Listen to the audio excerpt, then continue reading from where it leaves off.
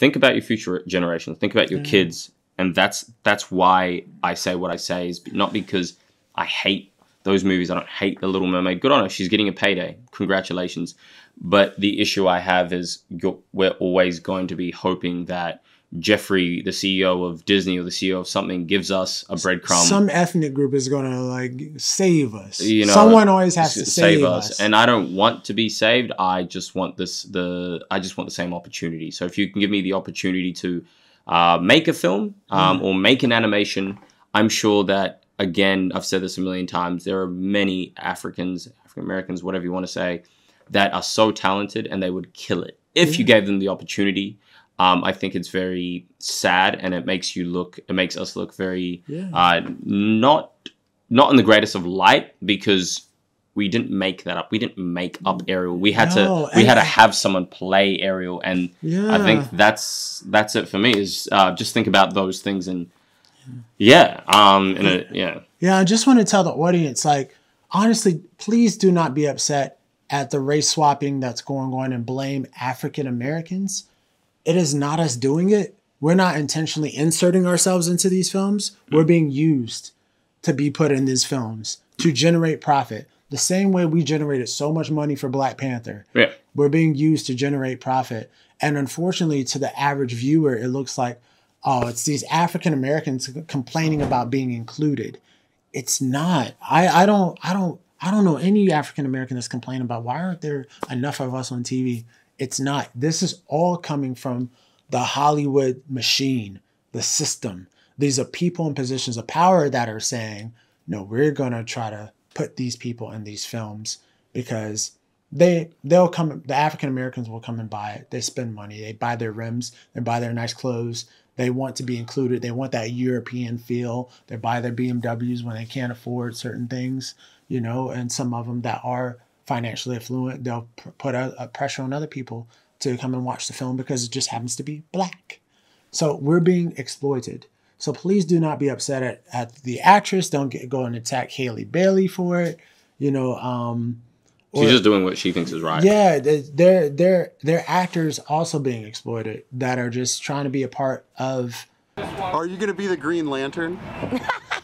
That's the dumbest thing I've ever heard. Really? Yeah, I think it's so stupid for like everybody, because of this whole like, you know, like minorities in Hollywood thing. Like, well, it's been all over the internet. But it's so stupid. It's like, stop stealing, you know, all the white people's superheroes. Like, make up your own. You know what I'm saying? Like, what's up with that? That's awesome. This idea of wokeness, which is actually a very deep, we use it as a slogan, as a catchword, but it's actually a very deep philosophical moment. It is the bottom of atheistic philosophy, and it's impossible to make a good story out of it because it has no inner life. The whole premise of wokeness is there is no spiritual life. There's only power. Everything that we believe in is power. Femininity is power. Masculinity, they're constructs of power, and so they can't say anything. You can't say anything about what it is to be a human being. You know, we were talking about there are no women characters. I've always thought, what would happen if you told a story in which a woman character starts out as a powerful businesswoman and then says, you know what, I don't want to do this. I want to make a family. I want a man to take care of me so I can do this. You know, you can't make that movie. And yet that is the movie, right? You can't make a movie where a guy comes to town and builds a business and he's the hero of the movie, you know? Because it's all about power. So if he has power, he must be the bad guy. When you get rid of the spiritual life, there's only power, and that's not a good story. Wow. What you're talking about is a perfect metaphor for politics more broadly, because you have an elite that is so up its own arse, it is completely out of touch with the ordinary person. Yep. And so... Which is typical, by the way. Right, well, right. Yeah.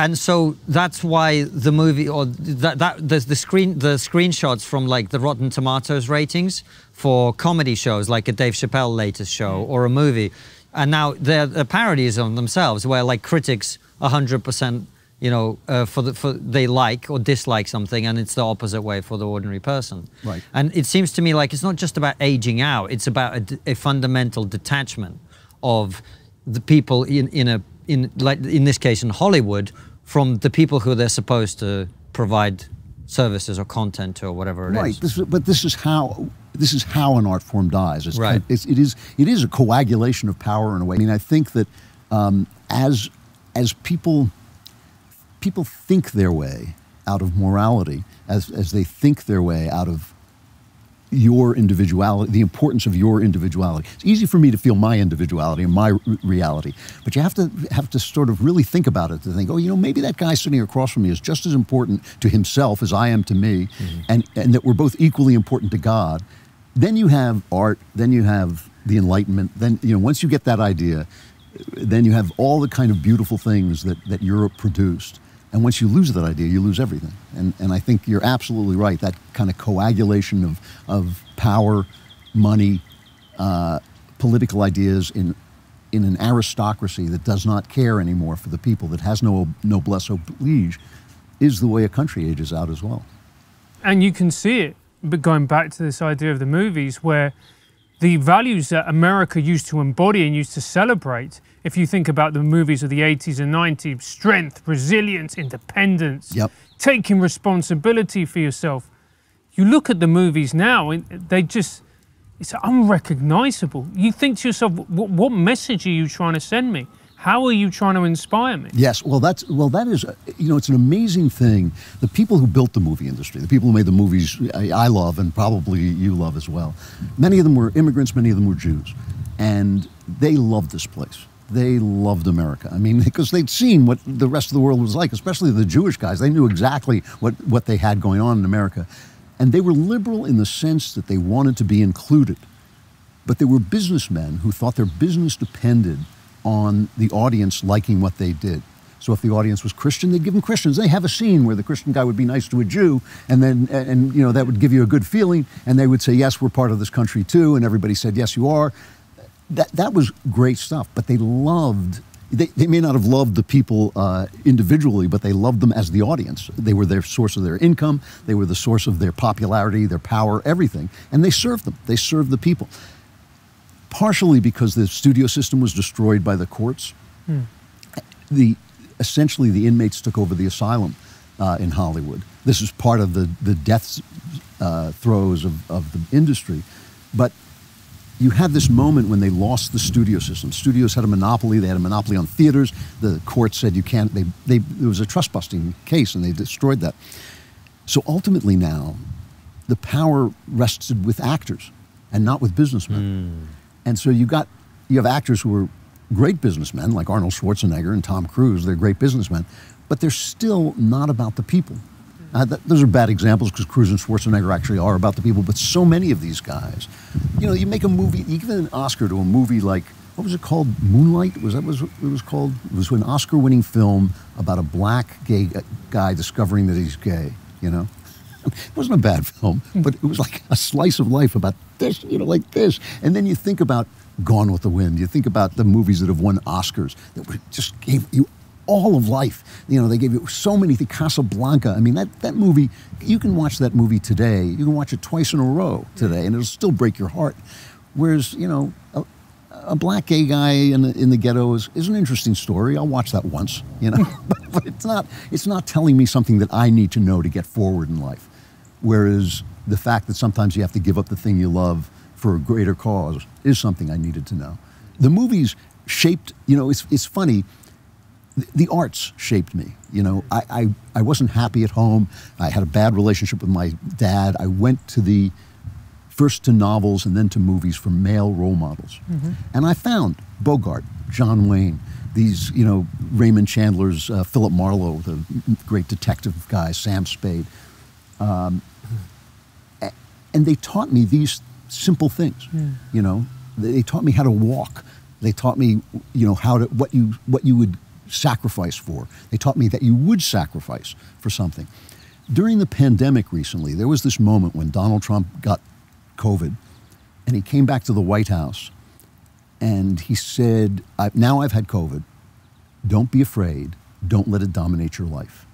And there is this montage that I play on my show from time to time of the news media coming out going, what a horrible thing to, of course you should be afraid. Of course, this could kill you. What's wrong? You know, and I don't know if I was the last person in America with all those movies in my head saying, wait a minute, there are things that are more important than dying. Like slavery, like losing your freedom, like losing your dignity, like, losing the chance to be the thing that you want to be. People have died for all those things through time. And yet here was the news media, one of them after another, saying, no, that mean, awful Donald Trump, you must be afraid, you must be afraid. And then they sit around going, why would anybody vote for Donald Trump? These are the things we learned from the movies. And we learned them before that from British novels, I think, more than anything else. And these are the things that are gone, in my opinion, from a world without God. Because why would you risk your life if there's nothing beyond yourself? Why would you risk your life for anything if there's nothing beyond yourself? If something doesn't have a quality of the eternal to it, like freedom, like justice, if those things, why would you die for them? If everything is just material, you're here, you're gone, meaningless. And that's the reason I'm such a huge Arthur Miller fan, the playwright Arthur Miller. And it's why, for me, the play The Crucible resonates harder than ever, especially now. Yeah. When you have Proctor, and he gives John Proctor, and at the end, when he's about to die, and he refuses to give up anybody else, and he says, "But leave me my name. That's all I have. That's all any man has." Yes, and then think, of Andrew Cuomo, who was made a hero. He was the governor of New York, and he was made into a hero, the anti-Trump. Yeah. And he said, we have to do all this stuff because it's death, and nothing is worse than death. Death is death, and death, when you're dead, you're dead. It's just like, who are these people? It's like run and hide, everybody. And this is kind of the instrument of power. Everything is a catastrophe. Everything is an emergency. The climate is an emergency.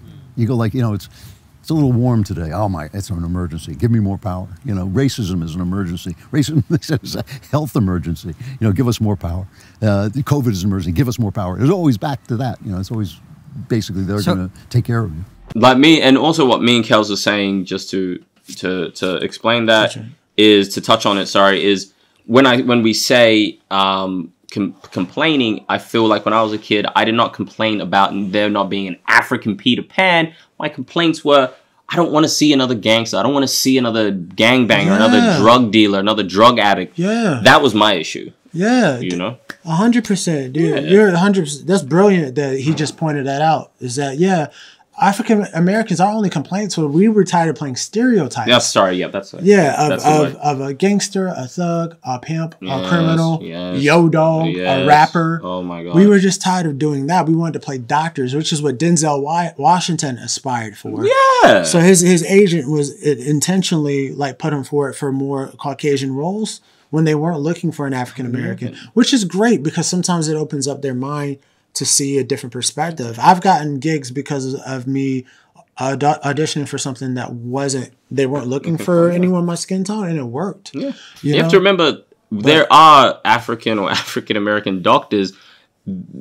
Superman and Peter Pan don't exist. Of course. So I don't care that he's never gonna be a black Peter Pan. Yeah. I'm not complaining about that. In fact, keep that forever. Yeah. Peter Pan can be white, blonde hair for the rest of time. Everyone on Lord of the Rings can be as pearly Caucasian as they want. No complaints there either. Yeah, exactly. That's some Caucasian stuff. They can be as European as they want because we weren't written for that, Yeah. But give us the dignity and the respect of allowing us to play our own characters, and even if you don't allow us, we'll end up figuring out our own way. Because like I said, the way the Hollywood's going at the moment, there's so many films bombing at the moment because of this forced diversity and inclusion thing that it's crashing.